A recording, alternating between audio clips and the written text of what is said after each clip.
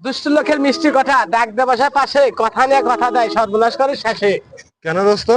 মানে বুঝো না দোস্ত, এদের অনেকদিন আগে পরীক্ষা দিয়েছিলাম।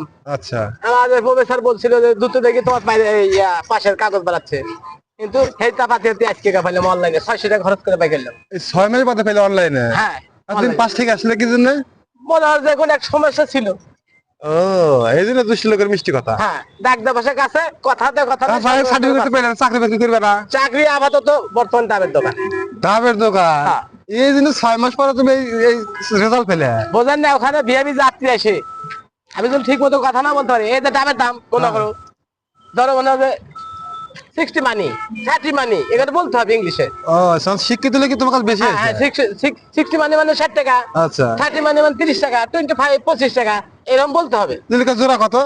জোড়া ওই 120 মানি, ও, 120 মানে? 60 60 120। এত শিক্ষিত তো ডাবের দোকান ধরা দেবে না বাবা। তাছাড়া হবে না গো। তুমি হয়তো সেনাবাহিনী কর্নেল হওয়া। না না, আমি অত দূর যেতে চাই না গো। দেশ সেবা করো? আমার যে স্বাস্থ্য না ট্রেনিং এ টিকবো না। টেলিং না ঠেলি কলা গাছে ফাঁস নিও। কলা গাছ তো আমাদের দেশে নাই, সিরাজগঞ্জ হাইও ফেলে আবার থাকতে আর কলা গাছ লাগে নাই।